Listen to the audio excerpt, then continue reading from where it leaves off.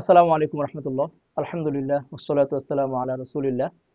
আজকে তোমাদের সামনে এই বইটা থেকে কিছু কথা বলবো। বইটার নাম হচ্ছে তোমার জিনা কারে কই, মানে ভালোবাসা কাটে দিতে ভালোবাসা কারে কই। আজকে তো একটা দিবস, অনেকেই বলে আজকে দিবসটার নাম কি বলো তো, অনেকে যারা বলে আর কি ভালোবাসা দিবস। আসলে আমরা কি ভালোবাসা দিবস বলবো নাকি এটাকে বেহায়া দিবস বলবো বা জিনা দিবস বলবো, কোনটা বলতে চাই? জিনা দিবস বলতে চাই। এই ভালোবাসার নামে আসলে যা হচ্ছে তা কিন্তু ভালোবাসা না। ভালোবাসাটা একটা পবিত্র জিনিস, তাই না? তো এখানে হচ্ছে জিনার কার্যক্রম যা কিছু আছে সবকিছু ঘটতেছে আজকের এই দিবসটাকে নাম করে। তবে সামনে কিন্তু আর মাত্র 15 দিন পরে রমজান, আবার আজকে শবে বরাতের রাত্র, তাই না?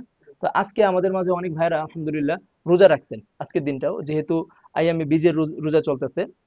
আবার কালকে চাইলে অনেকে সবে রোজা রাখবে, তাই না? তো আজকে যেহেতু ভালো একটা দিন, এজন্য আমরা এই জিনা এবং ভালোবাসা এগুলো থেকে কিভাবে আমরা বুঝতে পারি যে আসলে কোনটা জিনা কোনটা ভালোবাসা, আর জিনার দ্বারাতে কি হতে পারে আমাদের সাথে, জিনার ভয়াবহতাটা কি, কি ধরনের জিনা চলতেছে, এই বিষয়টা নিয়ে আমরা অল্প একটু কথা তোমাদের সাথে শেয়ার করবো ইনশাল্লাহ। ঠিক আছে তো ইনশাল্লাহ? আচ্ছা, আমরা তাহলে আজকে প্রথমে একটু জেনে নেই এই যে জিনা দিবসটা, ভালোবাসা দিবস তো না, এই জিনা দিবসটা বাংলাদেশে আসছে কবে বলো তো? 1993 সালে। 1993 সালে কে আনছেন এই দিবসটা? সাংবাদিক শফিক রেহমান নামে একজন। এই জিনা দিবসটার বাংলাদেশে আগমন ঘটছে, আমদানি করা হয়েছে। কথা বুঝতে পারছো? তো যেহেতু এই দিবসটা বেশি দিন কিন্তু হয় নাই আসছে, এর মাঝে কিন্তু পুরো দেশে ছড়াই গেছে, বিশেষ করে স্কুল কলেজ ভার্সিটি এগুলোতে ছড়াই গেছে। তোমরা অনেক সময় শুনো না যে নর্দমায় একটা বাচ্চা পাওয়া গেছে? শুনছো কিনা এরকম? বা কোনো ড্রেনে একটা বাচ্চা পড়ে রয়েছে? এগুলো কোত্থেকে আসে? এগুলা এই জিনার মাধ্যমে আসে। তো এই জিনাটা যারা করতেছে তারা তো গুনাহগার হচ্ছে। এই জিনাটা যে আমদানি করছে সে কেমন গুনাহগার হচ্ছে? আমাদের তো দায়িত্ব, আমরা যারা বুঝি বা জানি, আমাদের আশপাশের যারা আছে তাদেরকে একটু বুঝাই দেওয়া যে আমরা যেন জিনা থেকে বাইচে থাকতে পারি। জিনার কি কি মাধ্যম আছে, জিনার মাধ্যমে, জিনার মধ্যে কিভাবে মানুষ প্রবেশ করে এটা জানো? জিনার মধ্যে কিভাবে প্রবেশ করে? ধাপে ধাপে কিন্তু প্রবেশ করে। আমি তোমাদেরকে একটা ঘটনা শোনাবো একটু শেষের দিকে, ঠিক আছে? খুব চমৎকার একটা ঘটনা, খুব সংক্ষেপে শোনাবো ইনশাল্লাহ। তখন বুঝতে পারবা যে একজন ভালো মানুষ কিভাবে জিনার মধ্যে প্রবেশ করে। তোমরা যারা স্কুল কলেজে পড়ো, তোমরা গ্রুপ স্টাডি চলে কার কার? গ্রুপ স্টাডি হয় না তোমাদের? গ্রুপ স্টাডি হয়, গ্রুপ স্টাডির মধ্যে কিন্তু জিনা হয়। জিনা মানে শুধুমাত্র যে মানে একেবারে চূড়ান্ত পর্যায়ে যাওয়া ওইটা না। জিনার অনেক প্রকার ভেদ আছে। চোখের জিনা, চোখ দিয়ে দেখতেছি। হাত দিয়ে ধরতেছি, হাতের জিনা, তাই না? মুখ দিয়ে বলতেছি, এটা কিসের জিনা? মুখের জিনা। অন্তর দিয়ে চিন্তা করতেছি, এটা কিসের জিনা? অন্তরের জিনা। তো জিনা কিন্তু আস্তে আস্তে তুমি স্টেপ বাই স্টেপ আগাচ্ছ জিনার দিকে, চূড়ান্ত পর্যায়ের দিকে যাইতেছো। তো আমরা যদি চূড়ান্ত জিনা থেকে বেঁচে থাকতে চাই, তার মানে এই যত ধরনের জিনার মাধ্যম আছে সব থেকে আমাদের বেঁচে থাকতে হবে। তো জিনার মাধ্যমে কি ঘটে জানো? জিনা, আমরা কোনো ব্যক্তি যখন জিনা করে, আল্লাহ রসুল সাল্লাহ সাল্লাম বলছেন হাদিসের মধ্যে, আমি তোমাদেরকে পড়ে শোনাইতেছি। রাসূলুল্লাহ সাল্লাল্লাহু আলাইহি ওয়াসাল্লাম বলেছেন, যখন কোনো বান্দা জিনায় লিপ্ত হয় তখন তার থেকে ঈমান বেরিয়ে যায় এবং তা তার মাথার উপর ছায়ার নেই অবস্থান করতে থাকে। যখন সে এ যখন সে এ কাজ থেকে বিরত হয় তখন ঈমান তার নিকট ফিরে আসে। মানে জিনা করা অবস্থায় ঈমান থাকে না আমাদের মাঝে, ঈমানটা উপরে উঠে যায়, ছায়ার মতো থাকে। কথা বুঝতে পারছো? এটার ভয়াবহতা বুঝতে পারছো? জিনা কিন্তু শুধুমাত্র চূড়ান্ত লেভেলের যে, মানে আমরা যেটাকে জিনা হিসেবে জানি ওইটা না। সবকিছুর মাধ্যমে আমাদের ওই যে গায়রে মাহরামদের সাথে যত ধরনের মেলামেশা আছে, আবার দেখবো অনেক দাড়িওয়ালা টুপিওয়ালা মানুষও কিন্তু দিনী ভাই দিনী বোন এই নামেও জিনায় জড়িয়ে যেতেছে, যেতেছে না? আবার অনেকে দেখবা তোমার মেসেঞ্জারে হাই হ্যালো এগুলোর মাধ্যমে আস্তে আস্তে আস্তে আস্তে জিনার মধ্যে জড়িয়ে যেতেছে। তার মানে কি আমরা কি বুঝলাম? জিনা শুধুমাত্র চূড়ান্ত লেভেলের যে আমরা যেটাকে জিনা হিসেবে জানি ওইটা না। আর বাকি যত ধরনের অনুষঙ্গ আছে জিনার, সবকিছুই জিনার অন্তর্ভুক্ত। সামনে রমজান মাস আসতেছে, আমরা ইনশাল্লাহ জিনা থেকে বাইচে থাকার যত ধরনের কাজগুলো আছে সব করব ইনশাল্লাহ। আমরা ওই দিন এক ভিডিওতে বলছিলাম যে আমরা কি করব? জিনার পরিবর্তে বিয়ে করব। কি করব? বিয়ে করব। বিয়ে করার সময় হইলে মা বাবাকে বলবো যে আমাদেরকে বিয়ে করাই দেন। আর যদি বিয়ে না করতে পারি তখন কি করব বলো তো? আজকে কিন্তু তোমরা কাজটা করছো, কি করছো বলো? রোজা, রোজা, রোজা, রোজা রাখতে হবে। তো হয়তো বিয়ে করব আর নয়তো কি করব? রোজা রাখবো। কারণ তোমরা দেখো একটা জিনিস, এই যে একটা মানুষের দেখে ভাল লাগছে, এটা কি ভালো লাগা, প্রেম ভালোবাসা, নাকি এটা মোহ? বলো তোমরা, একটু কেউ উত্তর দিতে পারবে? মোহ। কারণ ভালোবাসা একটা পবিত্র জিনিস। মোহ কিন্তু কাইটা যায়, নেশা কাইটা যাবে, মোহ কাইটা যাবে। মানে একটা মানুষের নেশা থাকে না, নারীর প্রতি একটা নেশা আছে, এটা মোহ থেকে নেশাটা তৈরি হয়। এক সময়, একটা সময় গেলে কিন্তু তোমার এই মোহটা কেটে যায়, নেশাও কেটে যাবে, তারপর মোহ কেটে যাবে। কেটে গেলে কি হবে? এই যে ভালোবাসাটা আছে সাময়িক, এটাও কিন্তু কেটে যাবে। কেটে যাবে কিনা? থাকবে এটা? আর তোমার কি করে যাইতেছে দেখো, তোমার এই যে তুমি একটা মনে করো একজন একটা নারীর প্রেমে পড়ছে, মোহে পড়ছে, নেশায় পড়ছে, এর দ্বারাতে তার ব্রেইন, তার সময়, তার পড়াশোনা, তার কেরিয়ার, তার মা বাবা, তার সমাজ, সবকিছু কিন্তু শেষ হয়ে যেত। সে কি কোনো কিছু আর বুঝে তখন যে আমি কি করতেছি না করতেছি? কিছু বুঝে? হিতাহিত জ্ঞান তার মধ্যে থাকে? যখন কেউ, তোমরা বলো না যে সে তো প্রেমে পড়ছে, রাস্তার সামনে দাঁড়িয়ে থাকে, 10টা বাজে মেয়েটা যাবে, তার মানে আমি 9:30 থেকে অপেক্ষা করতে হবে, সে 10টা বাজে দিক দিয়ে যাবে, তাই তো? তার একটু দেখতে হবে। তো এই যে 9:30 বাজে সে দাঁড়াইলো, এর দ্বারাতে তার সময়টা নষ্ট হয়েছে না? মূল্যবান সময় নষ্ট হয়েছে। এই সময়টাতে সে হয়তো বা পড়াশোনা করতো, তার পড়াশোনা নষ্ট হয়েছে না? তার মা বাবা কিন্তু তার ভালো একটা কাজে পাঠাইতো, ওই তার মা বাবার যে এই ওয়াদাটা ছিল, বা তার মা বাবা তার প্রতি যে একটা বিশ্বাস ছিল, ওইটা ভঙ্গ হয়েছে কিনা? তো দেখো, এই একটা প্রেমের কারণে, মানে এই মোহের কারণে, জিনার কারণে তার কিন্তু সব শেষ। আলটিমেটলি তার কি হইতেছে, একটা সময় পরে সে ধরো এইচএসসি পরীক্ষা দিবে, ফেল করতেছে, অথবা খারাপ করতেছে, অথবা সে তোমার মনে করো কোথায় অ্যাডমিশন নিত, অ্যাডমিশন ভালো কোনো জায়গায় নিতে পারেনি। কারণ কি, সবাই যে এই কারণে করতে পারতেছে না তা না, অনেকের পড়াশোনা অনেক কারণে ব্যাঘাত ঘটে। আমরা জাস্ট একটা উদাহরণ দিতেছি আর কি। এইটা কিন্তু বেশি ঘটতেছে, অনেকেরটা প্রকাশ পায়, অনেকেরটা প্রকাশ পায় না, তাই তো? তো একটা ছেলের কিন্তু জীবনের প্রায় সবকিছু শেষ করে দিতেছে এই জিনা। তো আমরা এই জিনা থেকে কিন্তু বেঁচে থাকার সর্বোচ্চ চেষ্টা করব। এই জন্য চেষ্টার জন্য আমরা নিজেকে ওইভাবে প্রস্তুত করব, আল্লাহর কাছে পানাহ চাইবো, আল্লাহর কাছে দোয়া করবো যেন আল্লাহ তালা আমাদেরকে হেফাজত করেন। তোমরা এটার ভয়াবহতা যদি বুঝো, যদি কেউ জিনায় জড়িত হয়, দুনিয়াতে তার ভয়াবহতাটা কেমন হইতে পারে আমি তোমাদেরকে এইমাত্র বললাম। দুনিয়ার তার দুনিয়া ধ্বংস হয়ে যেতেছে, তার দুনিয়াটা, যদি কেউ এই জিনার মধ্যে লিপ্ত হয়ে যায়, তাই না?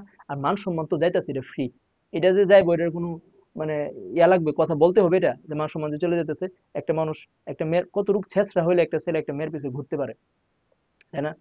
দাঁড়ায় থাকতে পারে, আবার সে যখন আসবে প্রাইভেট পড়ে বা স্কুল থেকে, আবার এই সময়টা এই জায়গাতে দাঁড়াতে হবে। আবার সে একা দাঁড়াবে না, তার দুই একজন বন্ধু বান্ধব নিয়ে দাঁড়াবে, তাই না? সেও পাপি, তারাও পাপি, তাদেরকেও পাপ করবো। তো এগুলো আমাদের বুঝ নাই আসলে যে এটার ভয়াবহতাটা কি। আমার দুনিয়া যখন ধ্বংস হয়ে যেতেছে, আমি বুঝতে হবে যে আমার দুনিয়াটা আমার এই একটা কাজের জন্য ধ্বংস হয়ে যেতেছে। হইতেছে কিনা বলো? তোমরা বলো, সবাই বলো, হইতেছে কিনা?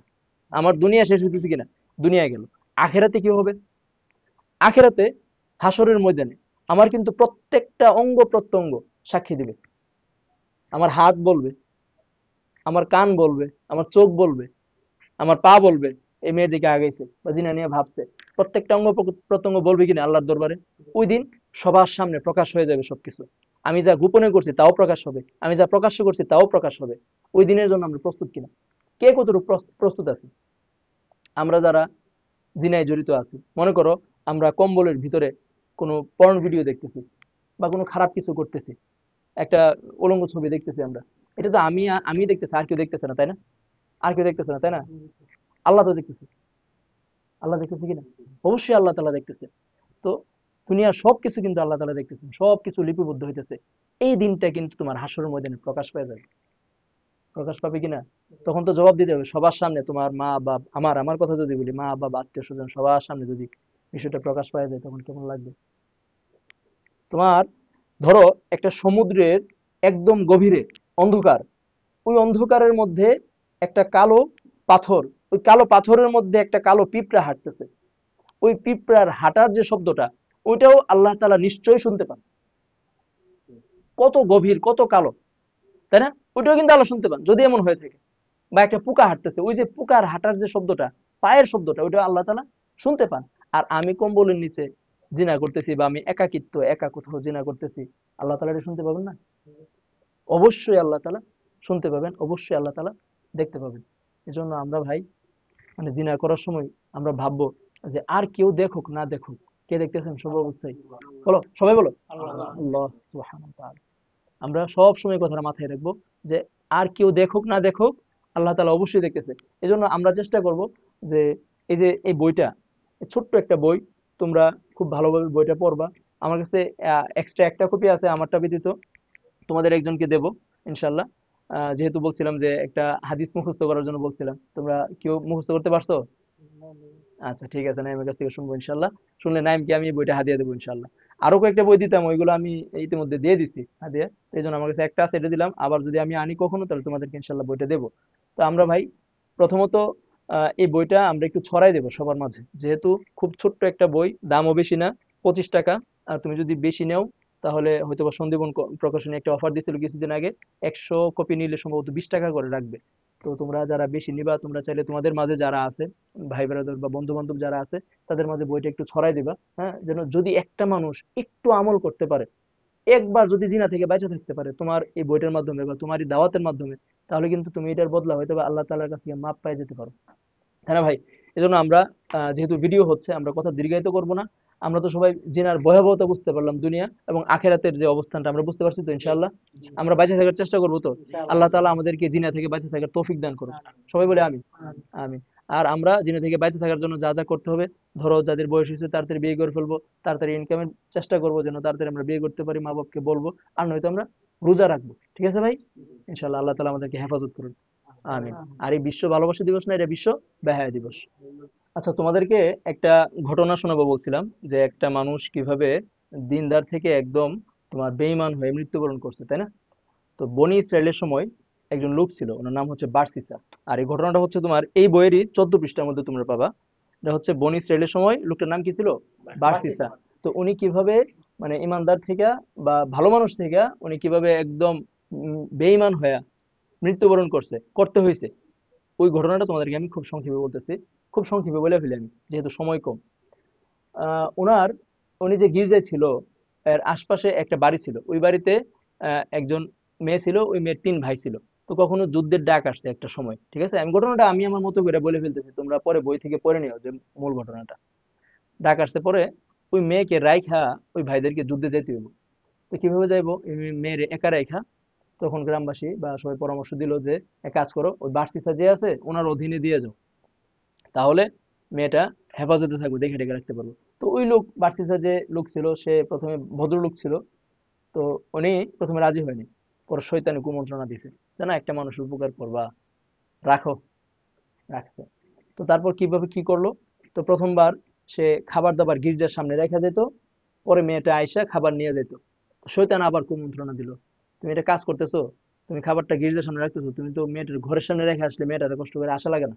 তো এরপর থেকে সে খাবার নিয়ে, এটা কিন্তু শয়তানের কত নম্বর টুপ?